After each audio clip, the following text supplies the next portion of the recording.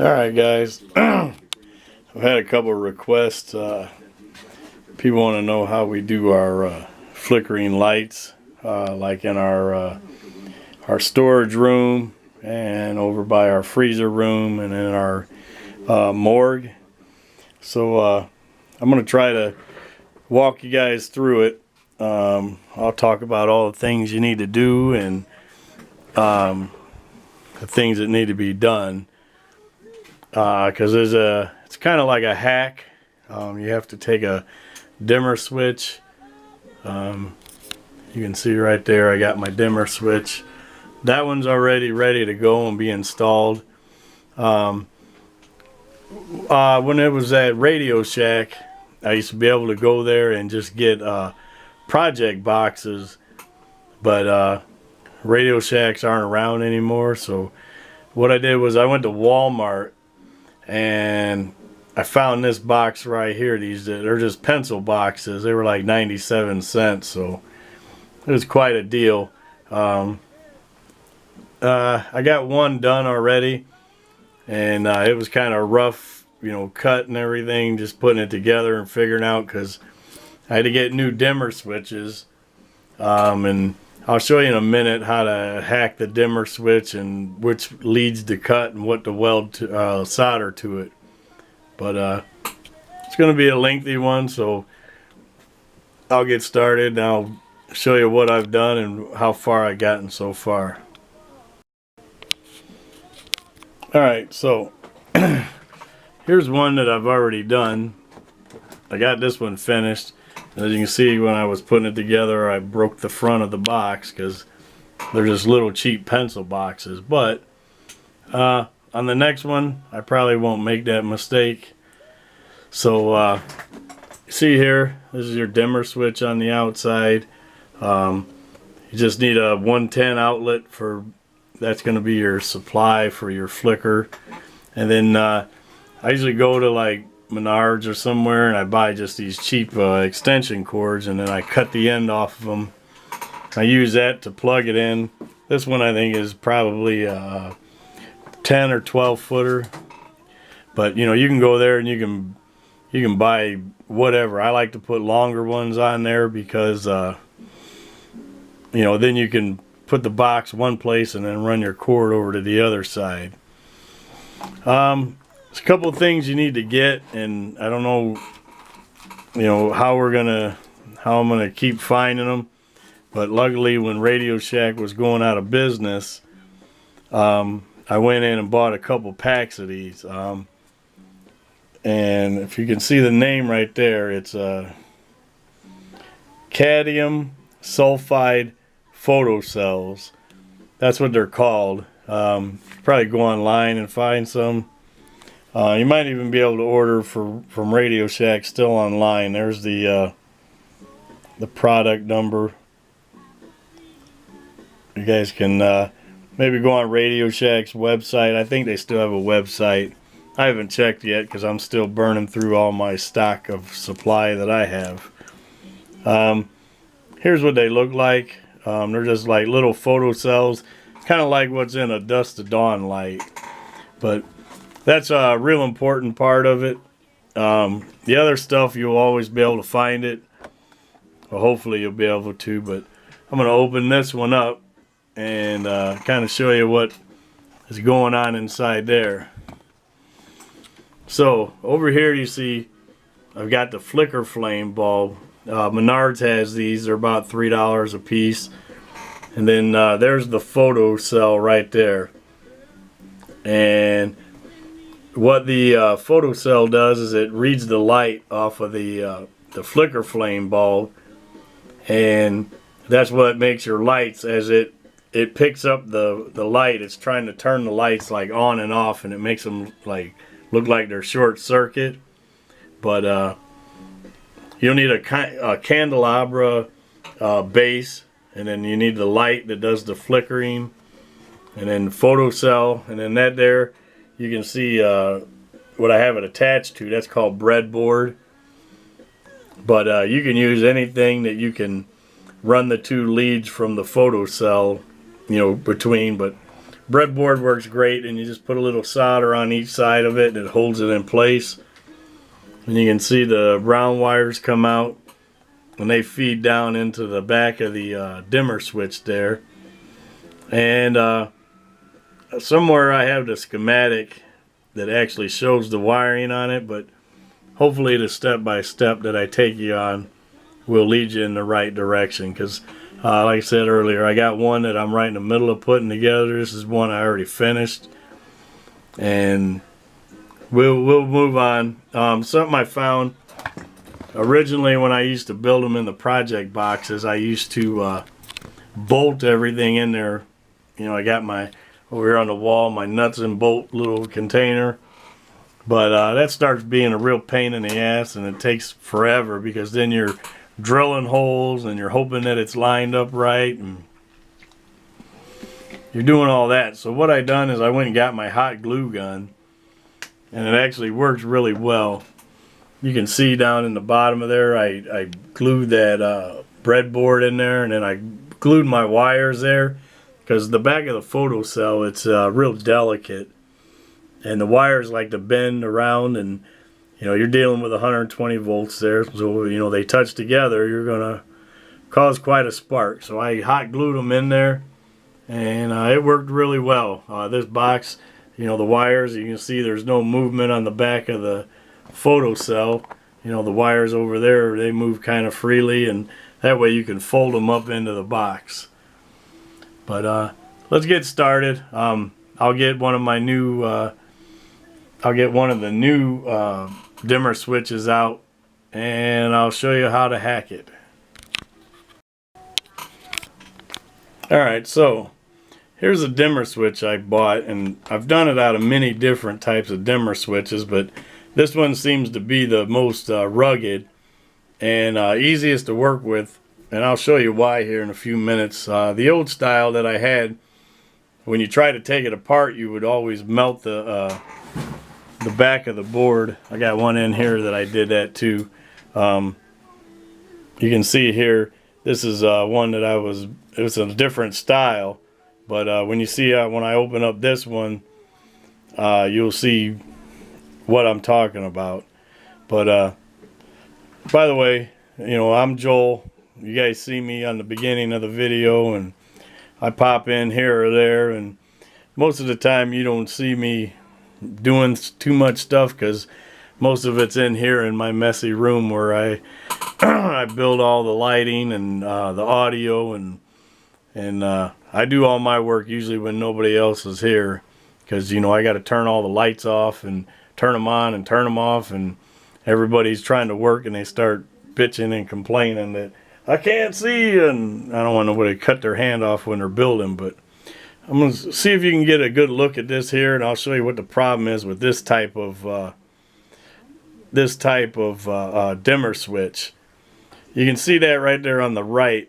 That's called a triac, and I don't know what it actually does, but this little motherboard right there, that's the problem with this, that when you start heating that up to try to solder the new wires to it, it starts melting that motherboard. I don't know if you can see that right there on the edge where it melted that away, and I just got mad at it. I threw the damn thing away and said, you know, let me try something different. And then I went and bought these other kind from Menards.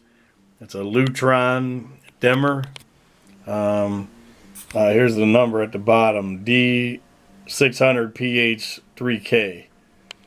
It comes with the 3 different types of knobs that come with it, but I found this is the easiest one to hack. So let me get it cut open, and I'll show you where step 1's at.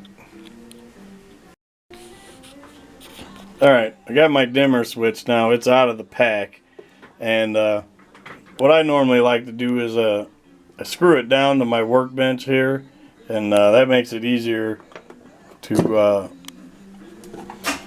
drill this thing out, because you got to drill out these rivets. They rivet the back of it on there, so I usually I screw it down to my workbench, and then I can drill on it, and because a lot of the stuff inside there is really delicate.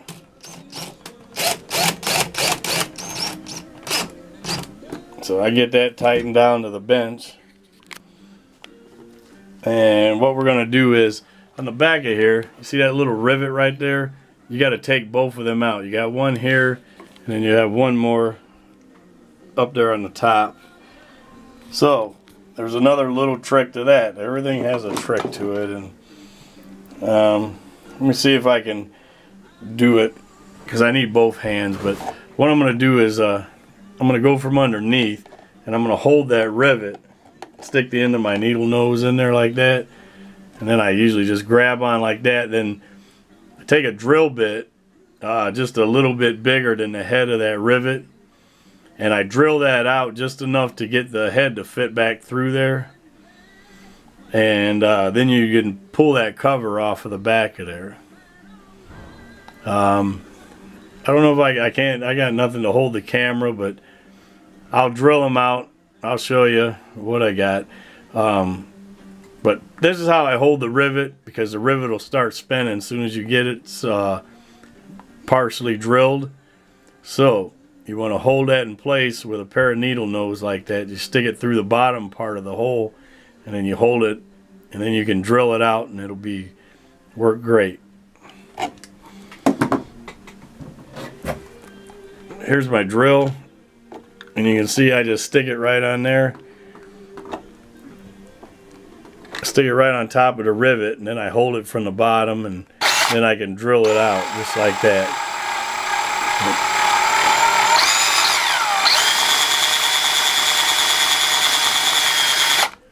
Alright, that one I was able to get the head rounded off without having to hold it. But you see that's all you want to do. You don't want to drill all the way through there, because a little cheap plastic will break on you.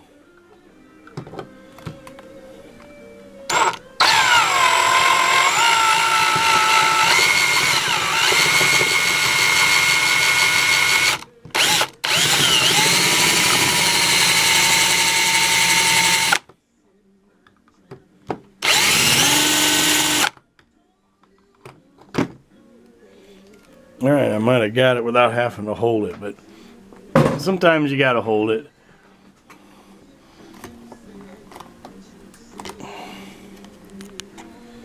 Now I'm gonna have to hold it a little bit and try to drill it out a little more. But you want to take that cover off of the back of there. You can see how nice it holds that switch instead of trying to fumble with it. It's like having an extra hand. So I'm gonna drill it out a little more, and then once I get it off of there, I'll pick up where I left off. Alright, so I did a little bit more drilling on it, and now you can see that lid comes right off of there. The other side, yeah, there we go.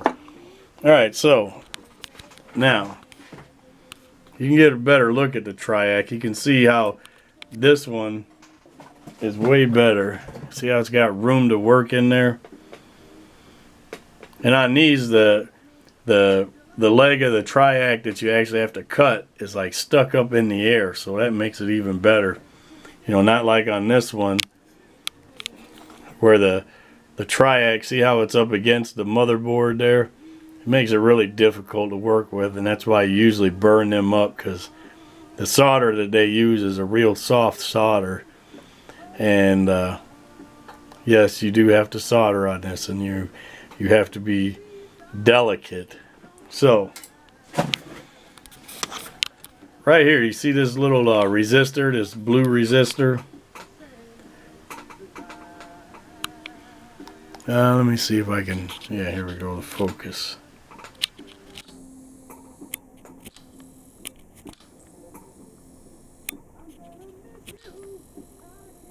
Try to get this thing to focus so I can give you a good shot of it. But right where this blue resistor is, you can see that it connects to that outside leg of the Triac. And that's where you want to make a break at, on that leg. If you look at the Triac and you're looking at the right this way, it's the farthest right leg. So, you know, if you're going to use a different dimmer switch, use that right there. See where these two come together?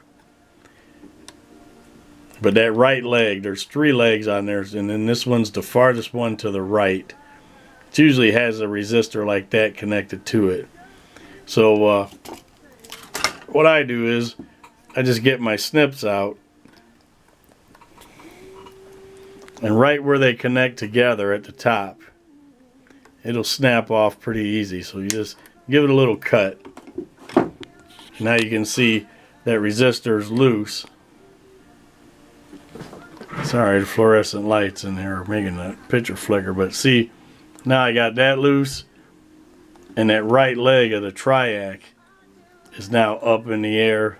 So now you can solder to this and solder to that. So what I use is, see on here, I used just some heavy gauge speaker wire. I use that quite a bit. You know, you just want to be careful that you're not pushing too much voltage through there. You know, if you go with heavy gauge, I don't know what that actually is. It might be it's stranded wire, but it looks like maybe it's got some writing on it. Tell me what gauge it is, but anyway, heavy gauge speaker wire. I cut off a piece that's, I don't know, 12 inches long, split it down the middle. Polarity on this don't really matter, because you're going to take these two legs, the two legs that come out, and you're just going to solder them to your photocell on the back of the photocell. But I'll show you that here in a few minutes. I'm going to get some wire cut for it, and then I'll solder them on there. Trying to get a good shot of that triac, because I mean it's small, but if you know anything about this kind of stuff, you'll understand.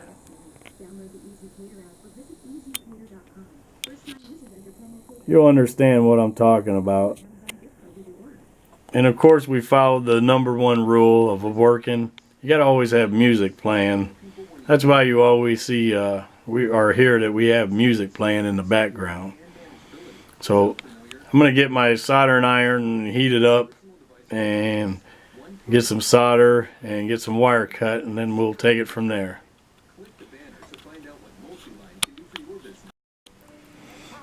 Alright, I got my soldering iron heated up now, and I'm gonna start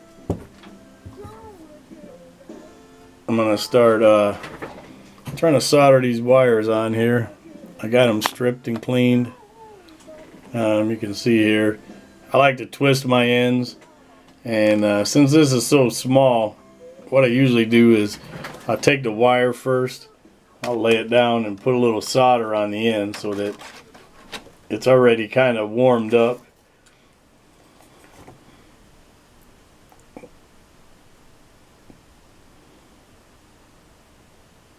Just get a good coat of solder on there. Coat that wire good so that when you heat it up, it'll grab quick. And I bring it over here by the triac. See there, it's working great. So let me try to get the solder on the wire heated up.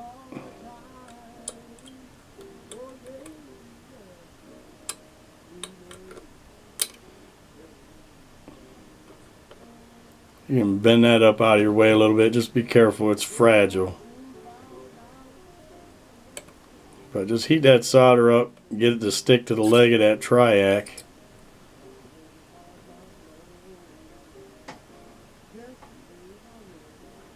Alright, it's got a nice connection to it.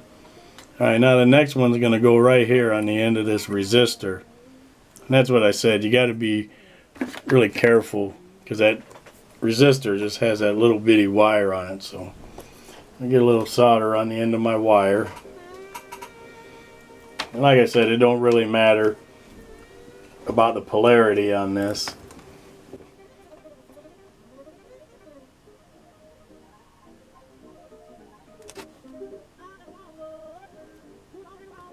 All right.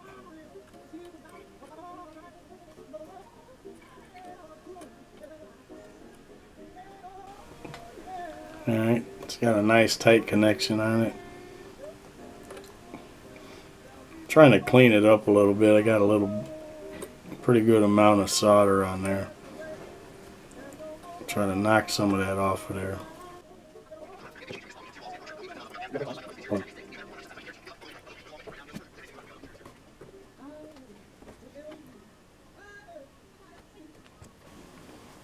See, it's a real pain in the ass trying to get that little bitty wire to take solder to it. And make it neat, because you don't want none of these wires touching together. Let me try to cut this back, start over on that again.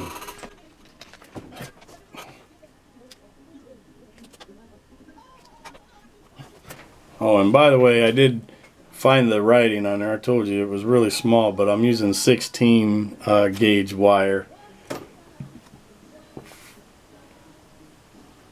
So I've never had an issue out of using the 16 gauge speaker wire. I've never had one like overheat or burn up on me, so I got my fingers crossed that it stays that way. That looks pretty good. Alright, now let's try this again.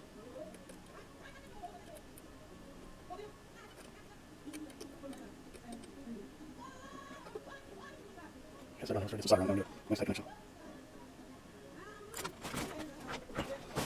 Alright, take two. Let's try again.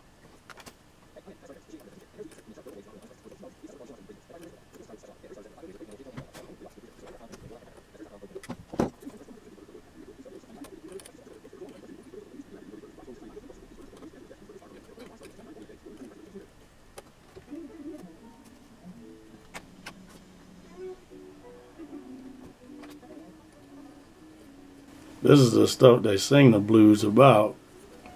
You can hear it playing in the background. But when you can't get a wire to stick, I guess you got nothing to do but sing the blues about it, especially when it's burning the shit out of your fingers. Alright, I guess that's about as good as I'm going to get it. It's got a good tight connection. Alright, so you can see what I did there. I got that connected to the resistor, and then that one down there is connected to that leg of the triac. So now, where's my tape?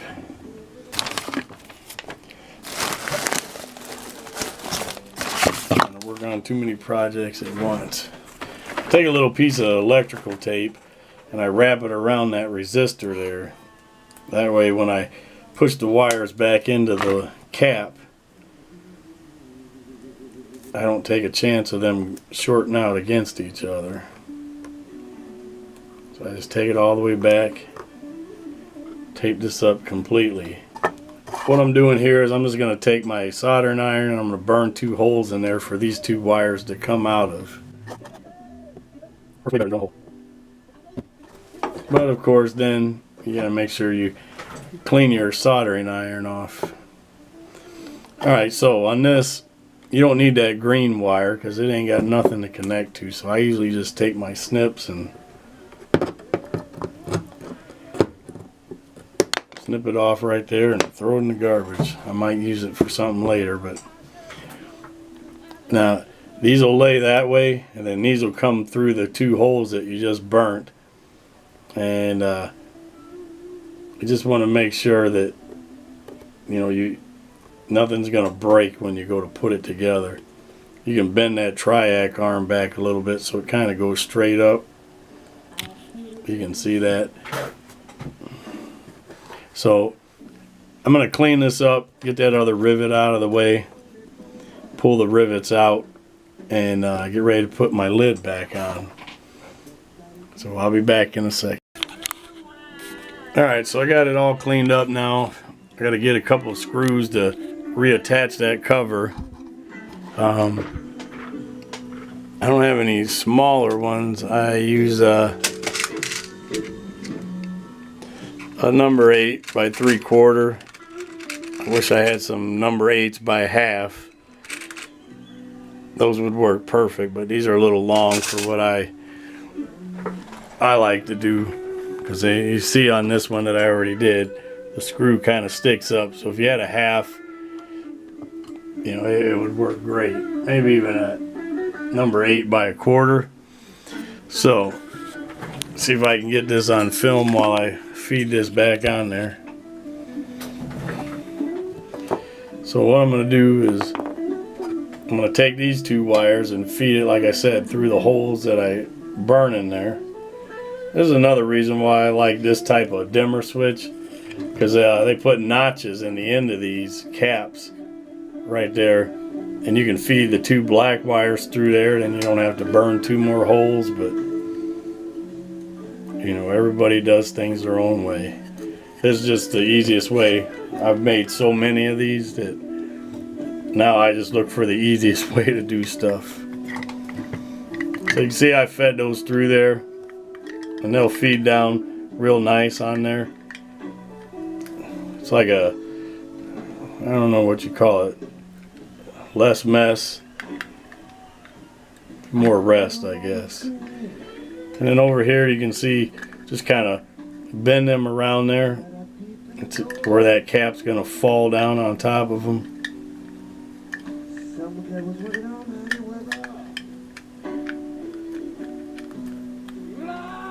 Alright, there you go. See that fit right through there? You got the two wires coming out there, and then two wires coming out the back.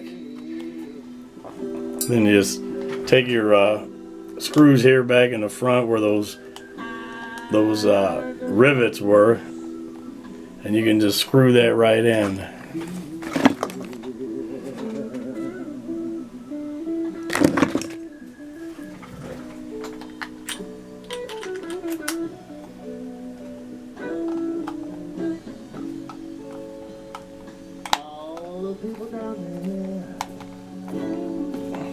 See that screwing right in there,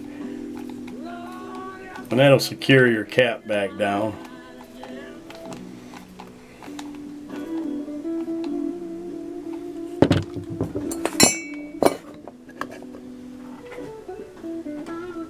And do the other one. I put both of them back in there.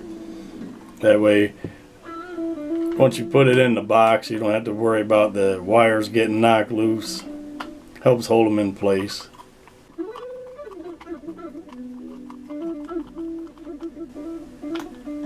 Alright, there you go. It's back together. Forgot to mention, don't throw this package away, because the two screws that are in there, you're going to use them later on. They'll go back in here, and that'll attach when you put the box up to put the dimmer switch, burn your hole through there for the front of the box. Then you can burn two more holes right above these, and then you can screw them right into there, and it'll pull that tight and hold it tight inside the box. Alright, I'm going to get the next part ready, which is going to be our photocell and our candelabra. I got to figure out how I'm going to attach this candelabra, because the ones that I bought, they're a little bit different. I got them at Menards. So I'll be back in a minute. Let me figure out what I'm going to go to next, because I kind of freelance from here. Alright, so here is, let me lay out my parts here, and I'll show you what I got. Give you the part numbers and stuff on them, so if you want to do it exactly like I do. Here's the candelabra holders that I got.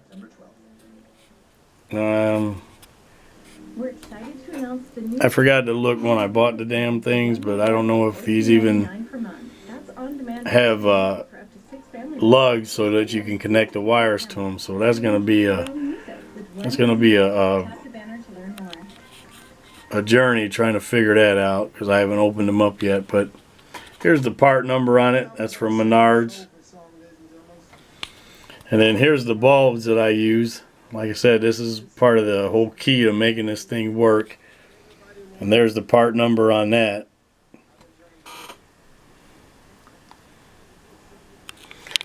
And then here you can see I took a little piece of the breadboard.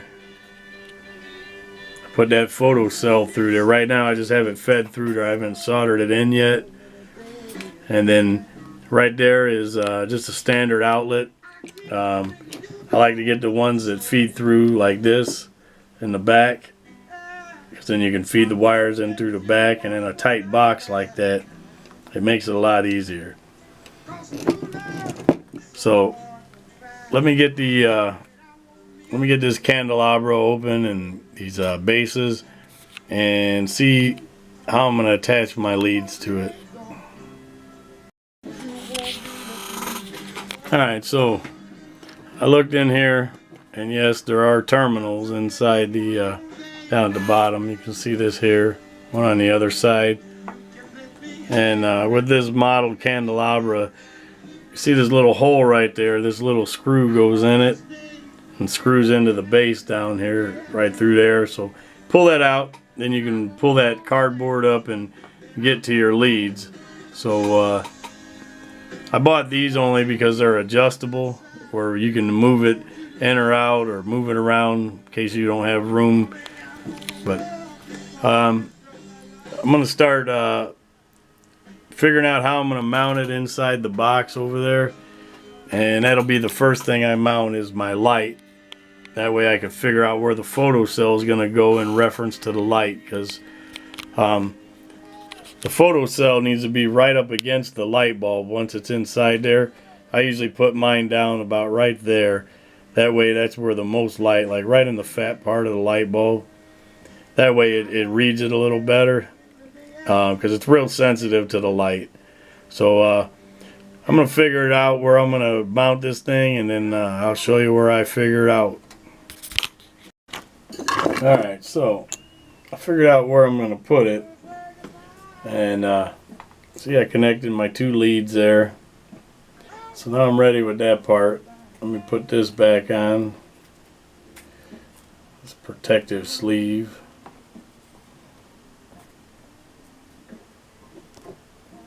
And put my bracket back on the bottom. Alright, so while you guys were gone and I was putting things together, I've misplaced my black and green screwdriver. So if anybody sees it, feel free to yell out and say, "Hey, there it is, dummy." So I gotta go to my little flat blade screwdriver, which those of you who work with prop controllers know how important that thing is, so that you can get down inside there.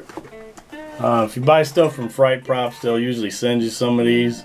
I probably got about 30 of them, because one year at Transworld, I think, they were just giving them away to people, so I grabbed as many as I could. But I took some of my 16 gauge wire and I added that for my leads on this here, and what I'm going to do is I'm going to hot glue this right inside that box like that, and then I'll put my photocell right up here at the top. I don't know, that might not work. My bulb's too tall, so I'm probably have to glue it in there like that and then put my photocell at the top. But I'm going to give it a try. If it don't work, it's hot glue. I can always take it off of there. So let me get that glued in there. I'll put the bulb in, and then we'll go to work on the photocell. Alright, so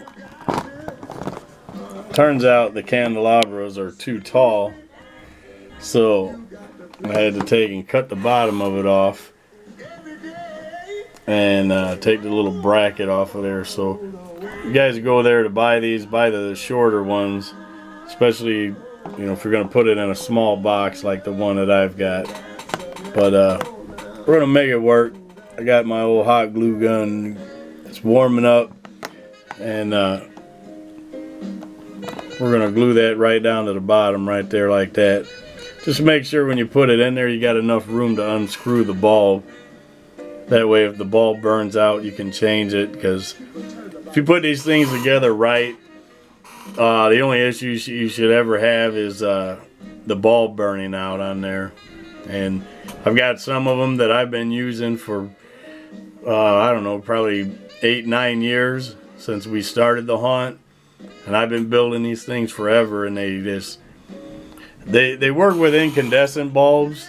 And so if you're gonna go and start using the new Edison LED bulbs, you have to make sure that the bulbs that you buy are dimmable, because if you don't buy the dimmable ones, you can't adjust the voltage, which is basically what it's doing. So if you're going to go with an LED bulb on the other end, make sure you're using a dimmable one. Otherwise, stock up on the incandescent bulbs. These work great with like the 5 or 15 watt bulbs I think we use in some of them. And then sometimes if we want it to be brighter, because it reduces the amount of light these things put out tremendously, so we sometimes have to go to like a 100 watt bulb if we're trying to light up a big area. But if you're just using it as like an accent light, the 15 watt little bitty bulbs, the standard base on them, right up there you can see them. That's the 15 watt bulbs that we use in there sometimes, and otherwise we'll just use the 100 watt bulbs, like I said, if we want to go brighter on there. So as soon as the old glue gun heats up, I'll get this thing glued in here, and then we'll move on to the next step, which will be placing the photocell in there. Tracy Chapman. You guys ought to give her a listen. Alright, you can see I got my candelabra. It's now glued in there. The glue's dried pretty good. So while that was drying, I took my photocell and see I put a little bit of solder right there just to kind of hold it in place. Just on each piece of that side of that breadboard. And what I'm going to do now is I'm going to hot glue this right about there. Like I said, right there in the fat part. And you want this right up against that bulb so it's getting the best reading of it. But I'm going to hot glue it right there. And then I'll be ready. We'll cut some holes in here for my socket and my dimmer switch. And then I'll start wiring everything up. But that's going to be my next step. Hot glue that in there and we'll move on to the next step. Alright, so I got this cut out. So I cut out the holes so that this fits through. I used the screws that came with the socket. Tightened it up so you want that pretty firm in there. If you want, you can take your soldering iron, burn that center hole in there, and then put a cover plate on there. That'll help, a little bit tighter. And then I melted the hole here in the middle. That's where my dimmer switch will come through. Using these kind of clear plastic cases, you can see through them. So it makes it a little bit better. Because then you can just take your switch, kind of put it in there, where you want it. Then you can just take your soldering iron, burn a little hole there, and get it started. You just want it lined up next to your socket there. You'll have to take the socket back out when you start wiring it, because the wire lugs are on the side. But this is where we're at right now. Got the photocell in there. It's nice and solid now. So it's in there firm. Light bulb's in there firm. Like I said, I just used my hot glue gun. So now I'm going to continue. I'm going to get my dimmer switch fit in there. Burn a couple more holes to put a small nut and bolt on there. And that way, oh no, matter of fact, the bolts that come with it, the screws, once you burn 2 little holes in there, line it up and then burn the holes for this and this here, and this right here, because that's where it would mount like in a wall socket. So then you can put your screws right into that and that'll pull it up flush. But let me get them holes cut and get it screwed in there, and then we'll start the wiring process. Alright, so got everything mounted in the box now. And now it's time to start wiring it up. See there, we got this. We got our plug, got our switch. When you put that in there, make sure that it clicks, so you can click it on and off. See, this one's giving me some kind of trouble. There you go. It was working fine a minute ago. I don't know what's wrong with it now, but make sure you get that hole in the middle big enough so that you can get that thing to turn on and off. Yeah, I'll have to work on it, but you get the idea. That way you can adjust it, because these things are real sensitive. You have to find the sweet spot on there.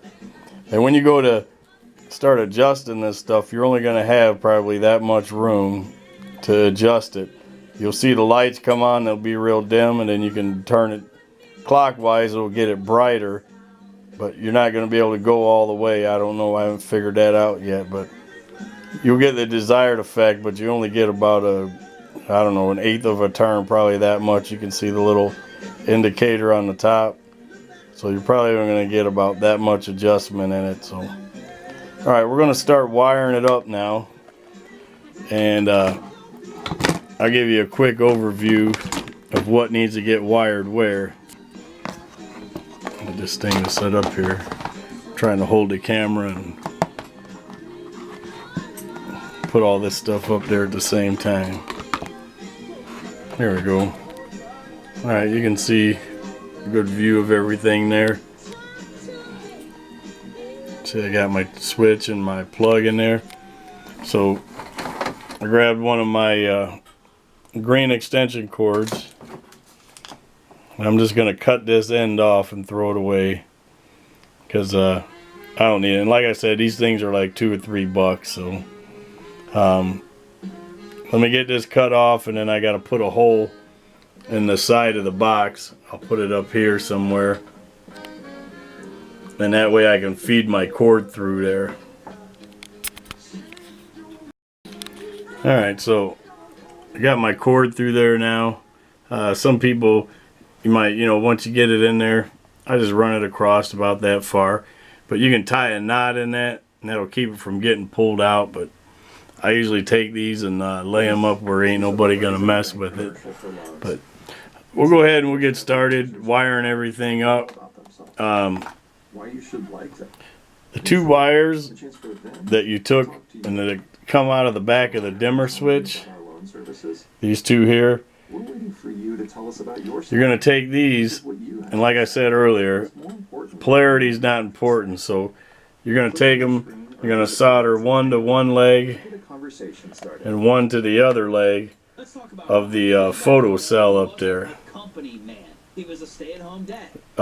Just 3 months later, Ryan started his information. You can solder one to one and one to the other. It don't really matter which one you do. And then on your light bulb, you're gonna want constant 110 power coming into it. So you take your wires, you're gonna strip them down, and one's gonna go to one side of the plug over here. You can put one in there, and then one side of your power cord is going to hook to that side of the plug, and that'll make that side of the plug hot. And then on your other lead for the light, it's going to go to your other power lead that's loose. But you're also going to connect one of the leads, one of the black leads from your dimmer switch will go to there also. So when you get done, you'll have 3 on this one leg here, and then you'll take this and you connect it to that side of the power switch. One of your legs for your light will go there, because you want the light on all the time. So as soon as you plug it in or turn on your power strip or whatever, it'll come on. So then what you do with your other black leg that's coming out of your dimmer switch, you're going to take and connect it to the other side of the plug, and that's what's going to make that side hot. And then that's pretty much the wiring. You know, again, you got 2 leads that come off the light bulb. 1 lead goes to the plug. The other lead will go to your hot coming in off of your power. And on your power also, you'll have 1 black lead coming from the dimmer switch. The other leg off of the dimmer switch will go to the other side. The other side of the, let me get that out of the way. The other side of your outlet. And then your 2 leads that are coming out of here that we soldered on earlier to the triac and to the resistor are going to go to the 2 legs on the photo cell. So I'm going to go ahead and solder it up and wire nut it all together and twist it in, and then we'll be ready to try it out and see how it works. Alright, so as you see here, I trimmed my leads back. I got my leads coming out of the light here, and like I said, one of the legs goes over here to the outlet. I took the outlet out, like I said, it makes it easier to get these in there and you can keep everything tight and neat. The other leg from coming out of the dimmer switch, I ran it down into here, and it runs into the other side of the outlet, and then I kind of just bent it down and ran it back around there so it's going to be out of the way when you close the box up. So I got 2 leads left in the box. Those 2 are going to go together and connect to one of the legs of the wire coming in. So here's my wire coming in.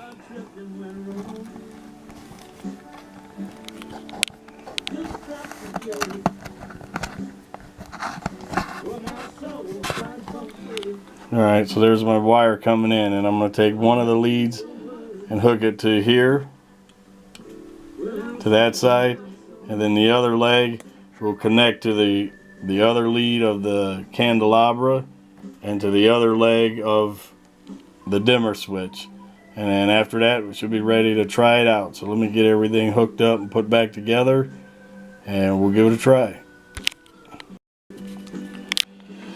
Alright, so now I've made all my connections, and like I said, there's the one leg of the cord coming in. Got the leg coming off of the dimmer switch, and then I tied all 3 of these together, which is one leg off of the candelabra, the other leg coming in, and then the leg off of the dimmer switch. So I got a couple of screws I got to put back together, and we'll be ready to plug it in and see how it works. Alright, we got it all together. I got it plugged in right now. You can see the flicker flame bulb in there flickering, and this is the effect that you're going to get. Let's see if we can get a good picture of it. Let me go turn the lights off. You can see what it looks like with the lights off, but I think we're good. Let me shut the lights off.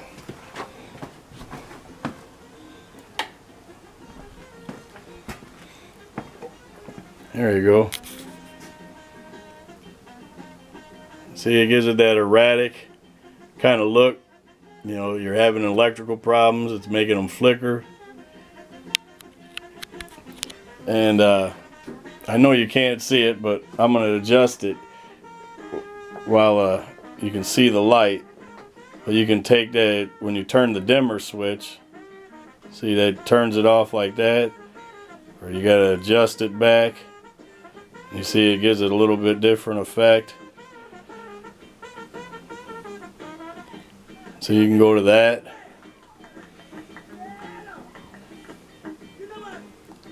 If you're having trouble with the box when you first put it together, it's best to have the box in a dark place, because that photo cell will pick up any light. But that's the effect. That's what we use. That's how we build it. If there's anything in there you don't understand, you can message us through the vlog, and I'll try to answer it. I'll get to Justin. He can get to me with the question, and I'll answer it. But